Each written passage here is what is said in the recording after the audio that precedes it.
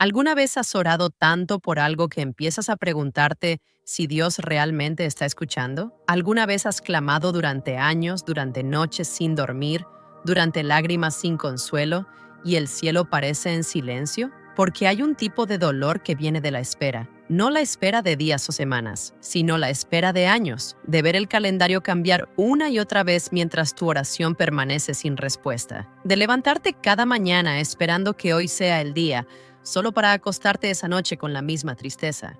Si alguna vez has orado por alguien durante tanto tiempo que casi pierdes la esperanza, si alguna vez te has preguntado si vale la pena seguir intercediendo, si alguna vez has considerado rendirte porque el silencio es demasiado pesado, esta historia es para ti. Porque hoy quiero contarte sobre una madre que oró durante 10 años por su hijo, y lo que descubrió no solo sobre las oraciones respondidas, sino sobre lo que Dios estaba haciendo mientras esperaba. Antes de continuar con esta historia que puede darte la fuerza para seguir orando, suscríbete a Relatos que Sanan y activa la campanita. Cada semana compartimos relatos que despiertan el alma y te recuerdan que nunca estás solo. Miles de personas ya están sanando a través de estas palabras. Y una cosa más, puedes escuchar este relato como un podcast, mientras cocinas, mientras caminas, mientras descansas. No necesitas verme, solo escuchar, porque las palabras que sanan entran por el corazón.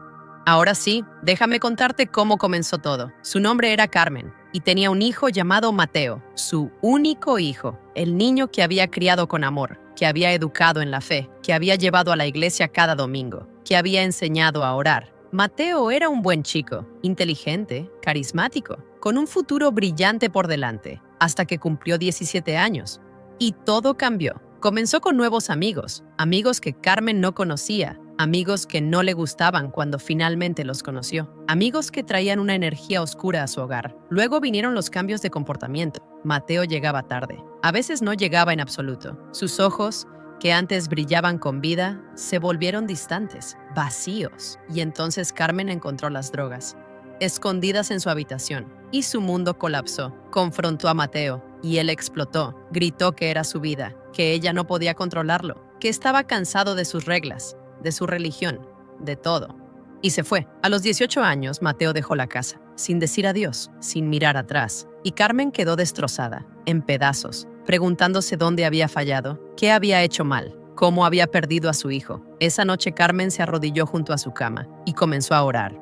Una oración desesperada, una oración de madre quebrantada. Dios, tráelo de vuelta. Por favor, tráelo de vuelta. Sálvalo, protégelo. No dejes que se destruya. Y esa oración se convirtió en su ritual diario, cada mañana, cada noche, a veces durante horas, clamando por su hijo, intercediendo por su vida, rogando por su regreso. Si esta historia te está tocando algo profundo en el corazón, escribe un amén en los comentarios, porque a veces necesitamos saber que no estamos solos en nuestro proceso. El primer año fue el más difícil. Carmen apenas sabía dónde estaba Mateo. Ocasionalmente recibía noticias de segunda mano, que lo habían visto aquí, que estaba viviendo allá, que estaba metido en cosas malas. Carmen intentó contactarlo.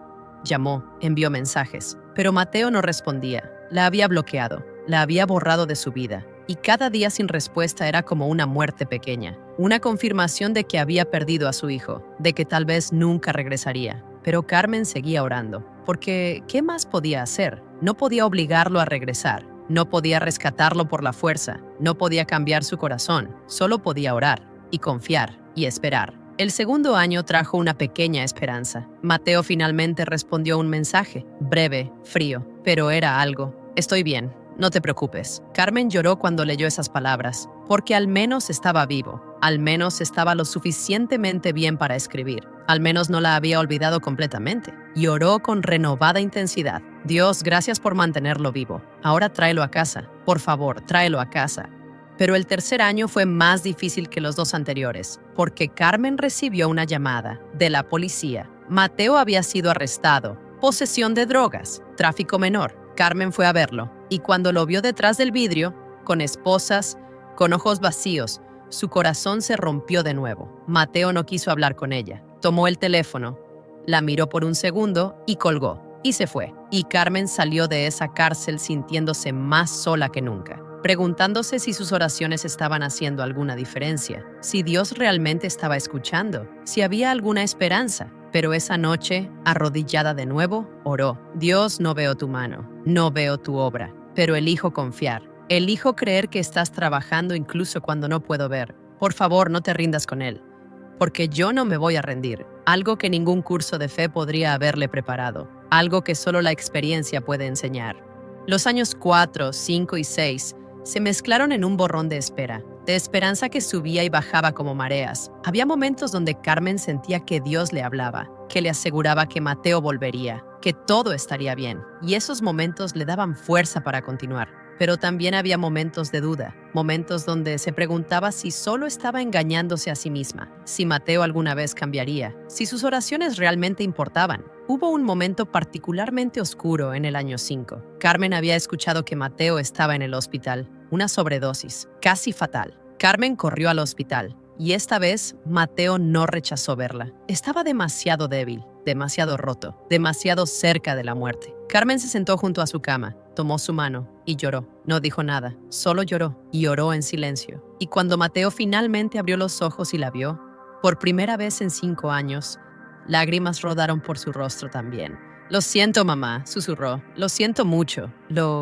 Carmen pensó que ese era el momento de arrepentimiento, el momento de cambio, el momento donde sus oraciones finalmente serían respondidas. Pero cuando Mateo salió del hospital una semana después, volvió a la misma vida, a las mismas drogas, a los mismos amigos, a la misma destrucción. Y Carmen se sintió devastada. ¿Cómo podía estar tan cerca de regresar y luego alejarse de nuevo? ¿Por qué Dios permitía eso? Pero seguía orando, porque rendirse significaba perderlo completamente. Y eso no era una opción. Durante esos años, algo estaba cambiando.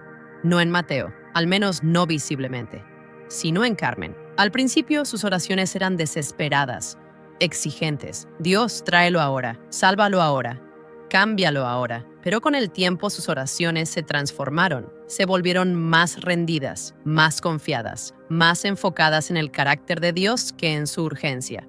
Dios, no entiendo tu tiempo, no entiendo por qué está tomando tanto, pero confío en ti. Confío en que lo amas más de lo que yo lo amo. Confío en que estás trabajando. Haz tu obra en él. Y mientras tanto, haz tu obra en mí. Carmen empezó a ver que sus años de oración no solo eran por Mateo, eran también para ella. Dios la estaba formando, enseñándole paciencia, enseñándole rendición, enseñándole fe sin condiciones.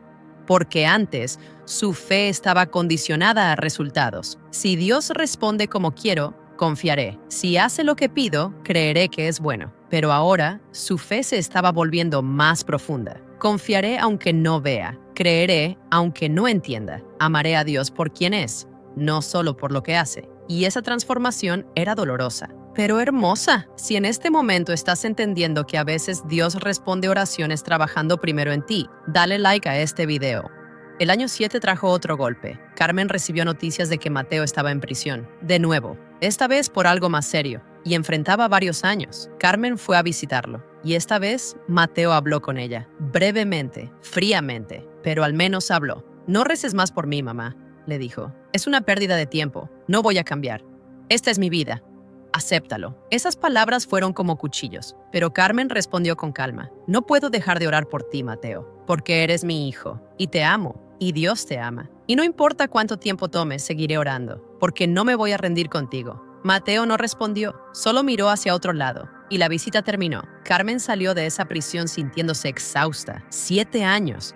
7 años de oración, y su hijo estaba peor que cuando comenzó. Pero esa noche, algo diferente pasó. En lugar de arrodillarse en desesperación, Carmen se arrodilló en adoración. Dios, no entiendo tu plan.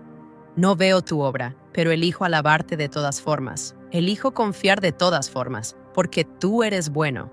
Incluso cuando mis circunstancias no lo son, tú eres fiel, incluso cuando no veo resultados. Y te entrego a Mateo, completamente. Haz lo que necesites hacer, en tu tiempo, a tu manera. Y por primera vez en 7 años, Carmen sintió paz, no porque la situación hubiera cambiado, sino porque ella había cambiado. Había soltado el control, había dejado de exigir resultados, había rendido su voluntad a la de Dios. Ya somos miles acompañándonos en este camino de sanación. Si quieres ser parte, suscríbete y activa la campanita. Los años 8 y 9 pasaron en relativa quietud. Carmen seguía orando, pero sus oraciones eran diferentes, más tranquilas, más confiadas, menos urgentes. Mateo salió de prisión y Carmen esperaba que esta vez sería diferente, pero volvió a las mismas cosas. Y Carmen, aunque dolida, no se sorprendió, porque había aprendido que el cambio real toma tiempo, que Dios estaba trabajando en niveles que ella no podía ver, que su trabajo era orar, confiar y esperar, no controlar, exigir o desesperarse. Y entonces llegó el año 10, una década completa de oración, 3.650 días de intercesión, incontables lágrimas derramadas, incontables noches sin dormir. Y un día, mientras Carmen preparaba el desayuno, su teléfono sonó. Un número desconocido. Hola, mamá. La voz era de Mateo, pero diferente, quebrantada, suave, real. Mamá, necesito ayuda. Carmen dejó caer lo que estaba haciendo. Su corazón latía tan fuerte que apenas podía escuchar. Estoy en un centro de rehabilitación, continuó Mateo. Entré hace 2 semanas. Y, mamá, esta vez es diferente. Esta vez lo digo en serio. No puedo seguir así. Necesito cambiar. Y necesito tu ayuda. Carmen lloró. Lloró años de dolor, de espera, de esperanza, de fe probada. Voy para allá, dijo. Voy ahora mismo. Y mientras conducía hacia ese centro, Carmen adoró, agradeció. No solo porque su oración estaba siendo respondida, sino porque había visto la fidelidad de Dios durante 10 años. No siempre en resultados, pero siempre en presencia. Cuando Carmen llegó al centro y vio a Mateo, apenas lo reconoció. No por su apariencia física, sino por su mirada. Sus ojos ya no estaban vacíos. Había algo diferente, algo vivo. Y cuando la abrazó, lloró. Lloró como niño. Lloró años de vergüenza, de dolor, de destrucción. Lo siento mucho, mamá, por todo. Por haberte alejado, por todas las veces que te lastimé, por todos los años perdidos. Carmen lo sostuvo y susurró, te perdono y te amo y estoy tan orgullosa de ti por estar aquí, por elegir cambiar, por dejar que Dios trabaje en ti. Y Mateo le dijo algo que ella nunca olvidaría. Mamá, en mi peor momento, cuando estaba en esa celda hace 3 años, tuve un sueño. Soñé contigo, orando, de rodillas, con lágrimas. Y en el sueño sentí algo, sentí que no estaba solo, que alguien estaba peleando por mí. Y eso me persiguió durante años, hasta que finalmente me quebré y me di cuenta de que no podía seguir huyendo de ti, de Dios, de mí mismo. Carmen lloró de nuevo, porque se dio cuenta de algo profundo. Sus oraciones no habían sido en vano. Cada una había importado. Cada una había sido como una semilla plantada, invisible por años, pero finalmente germinando. Los meses siguientes no fueron fáciles. La recuperación nunca lo es. Mateo tuvo días buenos y días difíciles. Hubo momentos de progreso y momentos de lucha. Pero algo era diferente esta vez. Mateo estaba realmente comprometido. Asistía a terapia. Participaba en grupos de apoyo. Y lentamente, muy lentamente, empezó a reconstruir su vida. Y también empezó a reconstruir su fe. Al principio era torpe, lleno de preguntas, lleno de dudas, pero era genuino. Un día, 6 meses después de salir de rehabilitación, Mateo le dijo a Carmen, mamá, quiero pedirte perdón, no solo por las drogas o por haberme ido, sino por todos esos años donde tú oraste y yo me burlaba, donde tú creíste y yo dudaba, donde tú tenías fe y yo la rechazaba. Ahora entiendo. Entiendo que tu fe me sostuvo cuando yo no tenía ninguna, que tus oraciones me protegieron cuando yo estaba destruyéndome, que Dios estaba trabajando todo ese tiempo, incluso cuando yo no lo veía. Y Carmen le dijo algo que resume todo lo que había aprendido en 10 años. Mateo, esos 10 años no fueron solo para traerte de vuelta, fueron para enseñarme a mí, a confiar sin ver, a amar sin condiciones, a orar sin desesperarme. Dios no solo estaba trabajando en ti, estaba trabajando en mí, y ambos somos diferentes ahora. Ambos hemos sido transformados. Esa es la verdadera respuesta a la oración. Hubo algo más que Carmen descubrió en su travesía de 10 años, algo sobre la comunidad y el peso de orar sola. Durante los primeros años, Carmen había guardado su dolor para sí misma. No quería que la gente supiera, no quería el juicio, no quería las miradas de lástima, no quería escuchar "te lo dije" o "deberías haber sido más estricta". Así que oraba sola, lloraba sola, cargaba todo el peso sola y casi la destruye. Fue en el año 4 cuando finalmente se quebró en un grupo de oración en su iglesia. No había planeado compartir, pero cuando pidieron peticiones de oración, algo en ella se dio. Mi hijo está perdido, susurró con lágrimas. Está en drogas, está alejado y no sé qué hacer. Él oró durante 4 años y siento que estoy perdiendo la esperanza. Y lo que pasó después la sorprendió. 3 mujeres se acercaron después del servicio y cada una le dijo, yo también estoy orando por un hijo, por una hija, por alguien que amo. y formaron un grupo de madres intercesoras. Se reunían cada semana y oraban juntas, por sus hijos, por sus familias, por fuerzas para continuar. Y ese grupo salvó a Carmen, porque ya no estaba sola, ya no cargaba el peso de la intercesión completamente por su cuenta. Tenía hermanas que entendían, que lloraban con ella, que celebraban cada pequeña victoria, que la sostenían cuando sentía que no podía más, y descubrió algo poderoso. La oración corporativa tiene un peso diferente. Cuando 2 o 3 se reúnen en el nombre de Jesús, Él está ahí. Y hay poder en eso, poder que va más allá de la oración individual. Esas mujeres no solo oraron por Mateo, oraron por Carmen, por su fortaleza, por su fe, por su corazón. Y esas oraciones las sostuvieron en los años más oscuros. Carmen también aprendió algo sobre los ciclos de esperanza y desilusión, algo que nadie le había advertido cuando comenzó a orar. Había momentos donde sentía que Dios le daba señales, un sueño, una palabra profética, una impresión en su corazón de que el cambio estaba cerca, y su esperanza se elevaba. Pensaba, este es el año, este es el momento, finalmente va a pasar. Y cuando no pasaba, la desilusión era devastadora, peor que si nunca hubiera tenido esperanza. Aprendió a navegar esos ciclos, a recibir los momentos de esperanza como regalos de Dios para sostenerla, pero a no aferrarse tan fuerte que la desilusión la destruyera. Aprendió a sostener la esperanza con manos abiertas, a decir, Dios, confío en tu tiempo. Si esto es de ti, sucederá cuando tú quieras. Y si me equivoqué en la interpretación, igual confío en ti.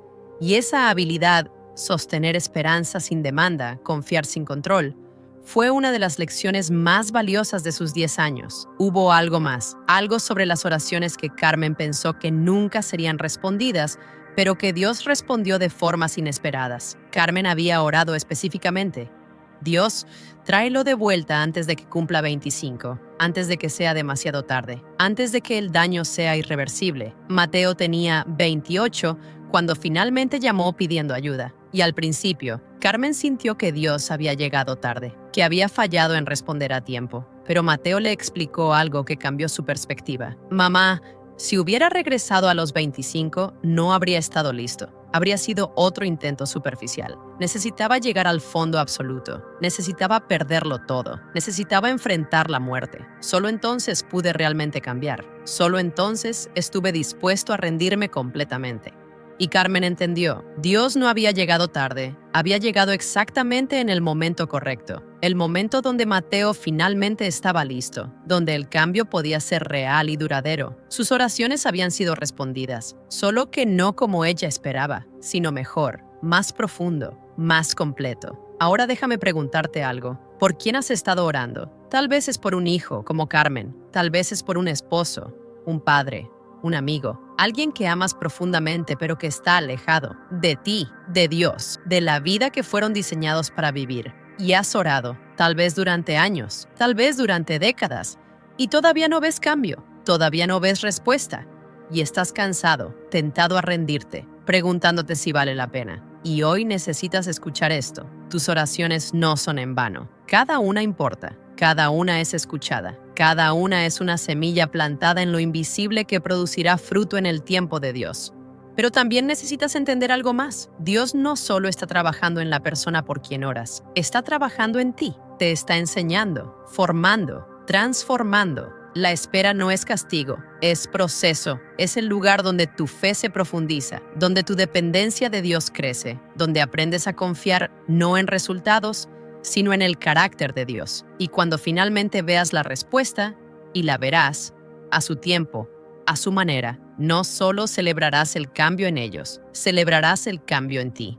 Porque toda oración transforma, a veces al otro, pero siempre a ti. Así que no te rindas, sigue orando, sigue creyendo, sigue confiando, porque Dios está trabajando, incluso cuando no lo ves, especialmente cuando no lo ves, y busca comunidad. No cargues esto sola. Encuentra a otras personas que están orando, que entienden, que pueden llorar contigo y sostener tus brazos cuando están cansados. Porque la intercesión es guerra espiritual y no fuimos diseñados para pelear solos. Gracias por permitir que esta historia te acompañe, que la luz te encuentre, siempre. Soy Lía y estas fueron palabras para tu alma. Tus oraciones importan, cada una. Y Dios es fiel, siempre, incluso cuando tienes que esperar 10 años para verlo. No te rindas. La respuesta viene, y cuando llegue, verás que valió la pena cada lágrima, cada noche de rodillas, cada momento de fe cuando no tenías fuerzas. Sigue orando. Tu historia aún no ha terminado.